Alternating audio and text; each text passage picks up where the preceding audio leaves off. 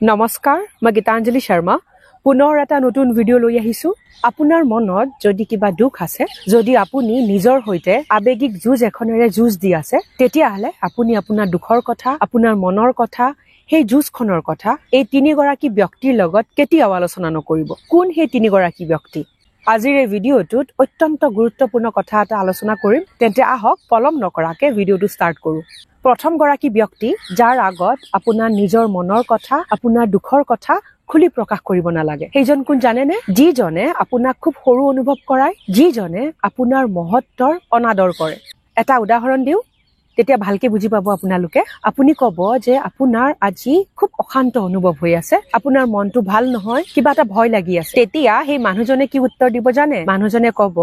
যে সকলোৰে লগত কেতিয়াবা নহয় কেতিয়াবা এনেকুৱা হয় ইমানখিনিয়ে নহয় সেই মানুহজনে আৰু কি কব জানে যে ইমান নাটকীয় পৰিবেশ এটাৰ সৃষ্টি কৰাৰ কোনো দৰকাৰ নাই কেৱল তোৰ লগতে এনেকুৱা হোৱা নাই নহয় সকলোৰে লগতে হয় আৰু এটা উদাহৰণ দিও কাৰোবাৰ কথা শুনি আপুনি মনটোত খুব দুখ পাইছে আৰু আপুনি কলে যে আজি মই খুব দুখ পালো তোৰ কথাখিনি শুনি তেতিয়া সেই মানুহজনে কি কব জানে বাপৰে ইমানো একো ডাঙৰ কথা হোৱা নাই দেই যে ইমান মনত দুখ লাগিবলগীয়া হল চাওক এই মানুহবোৰে আপোনাৰ কোনো হানি নকৰে কোনো ক্ষতি সাধন নকৰে কিন্তু এই মানুহবোৰৰ আবেগিক গভীৰতা বহুতেই বেছি কম তেওঁলোকে নিজৰ আবেগিক যেটো দিশ আছে হেতুক লুকুৱাই ৰাখিব বিচাৰে এই লোকসকলে আপোনাক একদম সৰু যেন অনুভৱ কৰাব আপোনাৰ এনেকুৱা লাগিব যেন তেখেতসকলৰ সন্মুখত আপোনাৰ কোনো মহত্বই নাই ইয়াৰ পিছৰজন আপোনাৰ প্ৰতিদ্বন্দ্বী এই মানুহজনে আপোনাক এনেকুৱা অনুভৱ কৰাব যেন তেখেতৰ দুখ আপোনাৰ দুখতকৈ বেছি ডাঙৰ আৰু বেছি গভীৰ যিয়ে অনবৰত আপোনাৰ লগত প্ৰতিযোগিতা কৰে এনেকুৱা মানুহে আপোনাৰ দুখক অপ্ৰত্যক্ষ কৰি আপোনাক বহুত বেয়া অনুভৱ কৰাব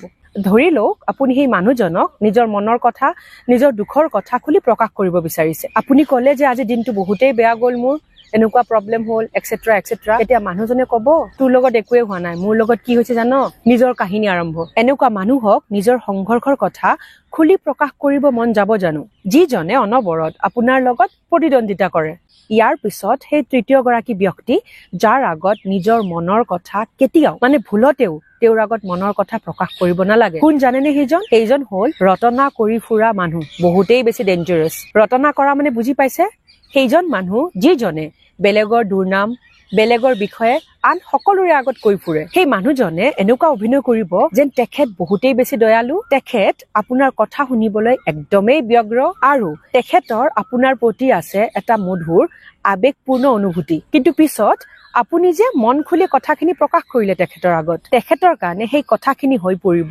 আলোচনাৰ বিষয়বস্তু প্ৰাসংগিক দেখুৱাবলৈ গৈ তেখেতে আপোনাৰ দুৰ্বলতাৰ ব্যাপাৰ কৰিব মানে কৰবাত বহিছে আৰু 10 মান মানুহ আছে লগত তেখেতসকলৰ আগত আপোনাৰ আলোচনা এতিয়া ভাবক যিজন মানুহে আপোনাৰ বিষয়ে অন্যৰ আগত কৈছে সেই মানুহজনে অন্যৰ বিষয়ে আপোনাৰ আগত কব এই প্ৰজাতিৰ লোকৰ স্বভাৱেই তেনেকুৱা সেইকাৰণে এনেকুৱা লোকৰ পৰা নিজক বচাই ৰাখক এটা কথা মনত ৰাখিব